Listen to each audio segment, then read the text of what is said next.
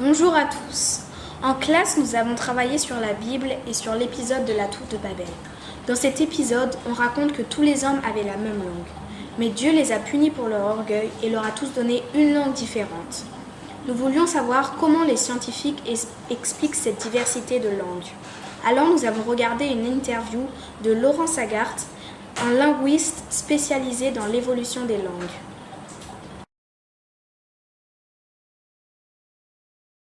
Tout d'abord, nous nous posons la question, à quoi le langage sert-il ? Bien évidemment, le langage sert à communiquer entre nous. Et du coup, quelle est la différence entre les langues et le langage ? Le langage est la capacité à parler, tandis que la langue dépend de la culture et du pays de l'individu. Quand l'homme a-t-il commencé à utiliser une langue ? Les spécialistes pensent que l'espèce humaine s'est séparée du singe il y a environ 7 millions d'années. Le développement de la fonction de langage a commencé il y a environ 2 millions d'années, car à cette époque-là se complexifie la création d'outils. Les hommes ont alors besoin de mieux communiquer entre eux. Vers 500 000 ans, on est sûr que notre ancêtre commun en Afrique avait la capacité avait la même fonction de langage que nous, ce qui veut dire qu'il avait la capacité, il pouvait apprendre la langue que nous parlions aujourd'hui et nous pourrions apprendre la langue qu'ils parlaient eux avant.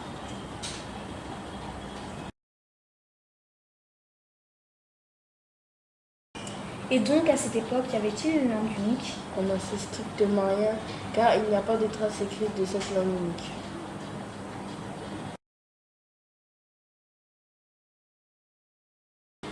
Et donc, comment les langues se sont-elles diversifiées ? Alors, il y a 100 000 ans, les hommes ont commencé à sortir de l'Afrique pour s'établir au Proche-Orient. Il y a 60 000 ans, un second groupe s'est déplacé vers l'Asie et vers l'Océanie en longeant les côtes. Ce déplacement a dû favoriser une diversification des langues, car la distance entre les locuteurs a entraîné une perte de contact et donc une évolution séparée des langues.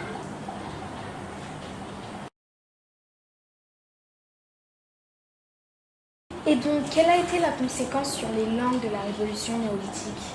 Avant le néolithique, les hommes étaient nomades. Ils vivaient de chasse et de cueillette. À partir de moins de 10 000 ans, les hommes deviennent sédentaires grâce à la découverte de l'agriculture. Ils construisent des villages, deviennent agriculteurs. Leur population se densifie et prend du terrain.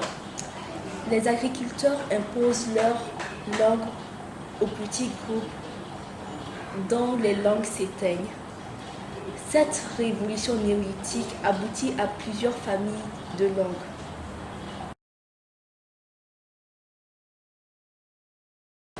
Et donc, quelles sont les différentes familles de langues ? Dans le monde, il existe des centaines de familles de langues. Appartenir à une famille de langues signifie avoir une langue commune d'origine. Il y a par exemple la famille de langues indo-européennes qui se situe tout ici, jusqu'au niveau de l'Inde, qui comporte des langues telles que le français, l'anglais, le grec, le russe et bien d'autres langues. Il y a aussi la famille sino-thaï qui correspond à toutes les langues parlées dans le sud de l'Asie, c'est-à-dire vers là. Il y a aussi la langue bantoue qui, elle, correspond à toutes les langues parlées dans une partie équatoriale de l'Afrique, donc vers là. Mais bien sûr, il existe des centaines d'autres familles de langues. Comme il y a des plus petites il y a des plus développées et d'autres moins développées. Je ne peux pas toutes vous les citer car il y en a qui apparaissent et qui disparaissent au fur et à mesure.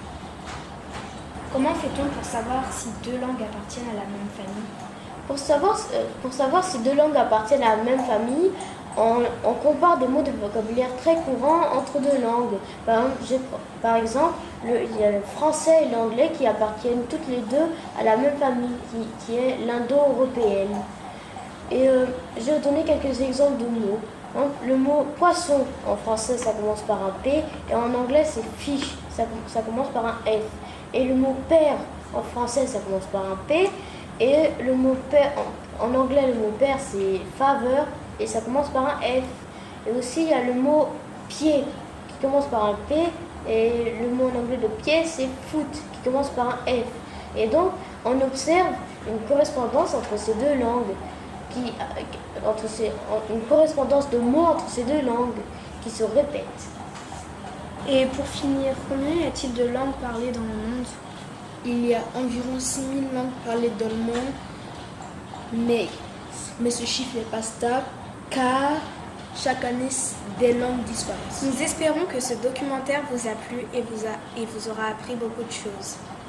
Au revoir.